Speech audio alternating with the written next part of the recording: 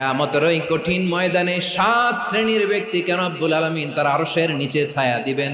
তার মধ্যে প্রথম শ্রেণীর ব্যক্তি হলো ইমামুন আদিল, যে ইনসাফের সাথে বিচার করে, যে জাস্টিস সমাজে সার্ভ করে, যে সুশাসন নিশ্চিত করে, ওই ইমামুন আদিল। আদিল শব্দটা বুঝছেন না? ইন্নাল্লাহা ইয়া'মুরু বিল আদল, পাইছেন?